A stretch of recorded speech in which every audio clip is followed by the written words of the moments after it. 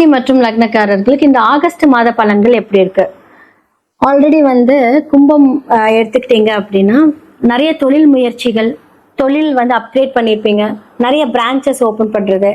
So தொழில் செய்யறவங்களுக்கு நான் சொல்லிட்டு இருக்கேன். அதே மாதிரி இரண்டாம் இடத்துல லக்னாதிபதியே வக்ரமாய் உட்காந்துருக்காரு. வீடு கொடுத்த குரு 6ஆம் இடத்துல உச்சமா இருக்கு. இந்த காம்பினேஷன் எப்படி எடுத்துக்கலாம் அப்படின்னா, குடும்பத்துல தேவையில்லாத சண்டை சச்சரவுகள். அப்ப நீங்க ஒரு வேலைக்கு போற ஒரு பர்சனா இருக்கீங்க அப்படின்னா மேனேஜ்மெண்ட்னால ஒரு பிரச்சனை. ஏன்னா உங்களுக்கு 7க்குரியவர் 6ஆம் இடத்துல இருக்கிறாரு. அப்ப சமுதாயம் சார்ந்த ஒரு விஷயத்துல ஏதாவது ஒரு ட்ரபிள் ஃபேஸ் பண்ணக்கூடிய ஒரு விஷயம். சப்போஸ் பிசினஸ் பண்றவங்களா இருக்கீங்க அப்படின்னா அந்த பிசினஸ் அப்கிரேட் பண்ணிருப்பீங்க, ஆனா இந்த வேலையாட்கள் மூலியமாக பிரச்சனை. அந்த மாதிரி நான் சொல்றேன். இப்போ உங்களோட 5ஆம் வீட்டில் புதனோட வீட்டுல பாத்தீங்கன்னா செவ்வாய். ஸோ 3-10க்குரிய செவ்வாய் என்ன 5ஆம் வீட்டுல உட்காந்துட்டாரு. புதன் 6ல இருக்கு. அப்ப குழந்தைகளுக்கு உடல் நல குறைவுகள், ஜாக்கிரதையா பாத்துக்கோங்க. அவங்களுக்கு தேவையில்லாத ஒரு செலவுகள். அதே மாதிரி பாத்தீங்க அப்படின்னா உங்களுடைய 4-9 அப்படின்னு சொல்லக்கூடிய தாயாரும் இருக்கட்டும் தந்தையாரும் இருக்கட்டும் நீசமா இருக்காங்க. ஸோ அவங்களுக்கு ஹெல்த் செக்அப், அவங்களுக்கு உடல்நல குறைவுகள், உங்களுக்கு வீண் விரயங்கள், இது எல்லாமே பாத்தீங்க அப்படின்னா இந்த காலகட்டத்தில் இருக்கும். இதே உங்களுடைய சுய ஜாதகத்துல இதெல்லாம் அப்படியே ஆப்போசிட்டா இருக்கு அப்படின்னா ஆப்போசிட் பலன்கள் நடக்கும். இதெல்லாமே ஒரு கோச்சாரம் என்னதான் அந்த விஷயத்த கன்ஃபார்ம் பண்ணாலும் உங்களுக்கு என்ன மாதிரியான திசைகள் நடக்குது அப்படிங்கறத பாத்துக்கோங்க. ஸோ ஃபர்ஸ்ட் 15 days பாத்தீங்க அப்படின்னா சூரியன் புதன் குரு இருக்காரு. அடுத்தது சூரியன் சிம்மத்துக்கு போயிடுவாரு. அப்ப குரு சூரியனும் கேதுவும் கன்ஜெக்ஷன் இணைவு. அப்ப 7ஆம் இடத்துல சூரியன் பாத்துக்கோங்க. இந்த மாதிரியான காம்பினேஷன் பாத்தீங்க அப்படின்னா ரொம்ப ரொம்ப ஒரு ஹெக்டிக்கான ஒரு காம்பினேஷன் தான். ஏன்னா நீங்க உலகளாவிய விஷயங்கள் பாத்தீங்கன்னா திருப்பி சூரியன் கேது இணை வராரு, ராகு அங்க இருக்காரு. திரும்பவும் பாத்தீங்க அப்படின்னா நமக்கு ஃபிளைட் கிராஷ் ஏற்பட்ட அந்த காம்பினேஷன் திரும்பவும் இணையுது. திரும்பவும் பெரிய என்ன சொல்றது, இது அதே அர்த்தம் குருவும் பாத்தீங்க அப்படின்னா அந்த பார்க்குது இல்லையா. ஸோ நிறைய அழிவுகள் அப்படிங்கிற ஒரு விஷயத்தையும் நம்ம கொண்டுட்டு போனாலும் நம்மளுடைய சுய ஜாதகம், நம்மளுடைய பொது ஸ்தானம் பார்க்கும்போது இந்த காலகட்டத்துல பிரிவினைகள் ஏற்பட வாய்ப்பு இருக்கு. நிறைய பேருக்கு பாத்தீங்கன்னா மனைவியிடம் சண்டை போடுறது, அதனால பிரிவினை, கணவரிடம் சண்டை போடுறது, அதனால பிரிவினை. ஏன்னா உங்களோட லக்னத்துல இன்னும் ராகு உட்காந்து இருக்காரு. ராகு டிசம்பர்ல மாறுற வரைக்குமே என்ன சொல்றது, அந்த கற்பனையான ஒரு விஷயங்கள், ஓவர் திங்கிங் எல்லாம் கொஞ்சம் கண்ட்ரோல் பண்ணிக்கோங்க. உண்மையாலுமே சொல்றேன், அதுல இருந்து மட்டும்தான் உங்களால விடுபட முடியும்.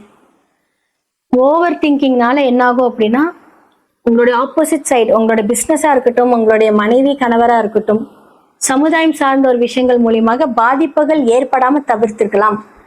நிறைய பேருக்கு கும்பத்துக்கெல்லாம் வேலையே ஒரு பெரிய பிரச்சனையா இருக்கும். மோஸ்ட்லி அவங்க பிசினஸ் பண்ணணும் தான் நினைப்பாங்க. மோஸ்ட்லி கும்பம் எல்லாம் பாத்தீங்கன்னா அவங்க வேலை செஞ்சு என்ன பண்ணுவாங்க அப்படின்னா நமக்கெல்லாம் செட்டே ஆகாது, பிசினஸ் பண்ணிக்கலாம்னு நினைக்கக்கூடிய ஒரு ராசி லக்னம் அது. இப்போ உங்களுக்கு தொழில் அப்படின்னு சொல்லக்கூடியவர் பாத்தீங்க அப்படின்னா 5ஆம் இடத்துல பார்த்து அதை கரெக்டா கண்ட்ரோலா பண்ணிக்கோங்க. லோன் அப்படிங்கிற ஒரு விஷயத்துக்கு போக வேண்டாம். அப்படி இல்லாட்டி பாத்தீங்கன்னா ஏதாவது ஒரு நோய் அப்படின்னா என்ன சொல்றது, தூக்கம் கெடும், இல்ல ஏதாவது ஒரு போலீஸ் ஸ்டேஷன் ஏறிட்டு வர்றது, பிரச்சனை தேடி வரும். நாம் அமைதியா இருந்தாலும் நம்மளை சுத்தி பிரச்சனை நடக்குது அப்படிங்கிற மாதிரியான சூழ்நிலை. இல்லாட்டி நீங்களே பாத்தீங்க அப்படின்னா ஃபார் எக்ஸாம்பிள் லக்னாதிபதி உங்களோட சனி பகவானா இருக்கட்டும், அவர் போய் 6ல உட்காந்துட்டாருன்னு வச்சுக்கோங்களேன், நான் சொல்ற சுய ஜாதகத்துல. அப்ப என்ன பண்ணுவீங்க, நீங்க எதுக்கு இடத்துல அப்படின்ட்டு ஒரு வீம்புக்கு பிரச்சனை செய்யக்கூடிய பர்சனா இருப்பீங்க. ஸோ இதெல்லாமே பார்த்துக்கோங்க. அவர் என்ன சாரம் வாங்கியிருக்காரு இதெல்லாமே நம்ம பார்த்துதான் பலன் சொல்ல நான் இது எக்ஸாம்பிள் சொல்லியிருக்கேன். ஸோ இப்போ அந்த மாதிரியான காம்பினேஷன் இப்போ இருக்கு. கொஞ்சம் அமைதியே காக்கணும், அமைதியா இருக்கணும். ஏன்னா இப்போ உங்களுக்கு ஆல்ரெடி விரைய சனி வேற போயிட்டு இருக்கு. அப்ப ஏதாவது ஒரு விரயத்தை கொடுக்காம அந்த சனி பகவான் நகர மாட்டாரு. இப்ப முடிஞ்ச அளவுக்கு கும்பம் பாத்தீங்க அப்படின்னா இந்த 7.5 சனி காலத்துல நீங்க கொஞ்சம் ஜாக்கிரதையா அமைதியா பொறுமையா போறது ரொம்ப ரொம்ப நல்லது. சனி பகவான் ஒரு விஷயத்த கொடுத்துட்டாருன்னா ரொம்ப நல்லா இருக்கும். இப்ப 7.5 நாட்டு சனி நடக்குது, உங்களுக்கு சனி 6ல வரதான் யோகம் தான். ஆனா பிரச்சனை கொடுத்தாலும் யோகமா கொடுத்துருவாரு. உங்களுடைய கர்மா எப்படி வேலை செய்யுது அப்படிங்கறத பார்க்கணும். அப்ப அந்த கர்ம பலன்கள் மூலியமாகவே உங்களுக்கு இந்த 7 நாட்டு சனியோட விளைவுகள் இருக்கும். ஒரு சில பேருக்கு ரொம்ப நல்லா இருக்கும். ஹார்ட் ஒர்க் பண்ண வைப்பார். அப்படியே ஹார்ட் ஒர்க் போய்கிட்டே இருக்கும்.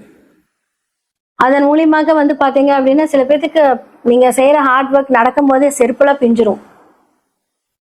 அப்ப அந்த அளவுக்கு பாத்தீங்கன்னா சனி பகவான் உங்களுடைய வாழ்க்கையில கொடுக்கக்கூடிய அந்த ஒரு ஹார்ட் ஒர்க், அதன் மூலியமாக ஒரு நல்லதுதான் கண்டிப்பா பண்ணுவார். வாழ்க்கை என்ன, மனிதர்கள்னா என்ன, யார் நம்ம கிட்ட எப்படி நடந்துக்கிறாங்க, நாம எப்படி எல்லார்கிட்டயும் நடந்துக்கணுங்கிற ஒரு லெசன் 7 நாட்டு சனி. கர்மா எப்படி இருந்தாலும் அதன்படி விளைவுகள் அப்படின்னு நான் சொல்லியிருக்கேன். ஸோ முடிஞ்ச அளவுக்கு பாத்தீங்க அப்படின்னா அனுமனை வழிபாடு பண்ணுங்க, நல்ல கடவுளை வழிபாடு பண்ணுங்க. இந்த காலகட்டத்தில் நிறைய பேருக்கு உதவி பண்ணுங்க. முடிஞ்ச அளவுக்கு வயதானவர்களுக்கு, ஊனமுற்றோர்களுக்கு, செருப்பு இல்லாதவங்களுக்கு செருப்பு வாங்கி கொடுங்க. இந்த காலகட்டத்தில் இதெல்லாம் பண்ணும்போது என்னாகும் அப்படின்னா உங்களுக்கு வர கஷ்டங்கள் அதோட போயிடும். ஆனா எதுவுமே ஒரு தேவைக்கு பண்ணாதீங்க, மனதார பண்ணுங்க, கண்டிப்பா ரொம்ப நல்லா இருப்பீங்க.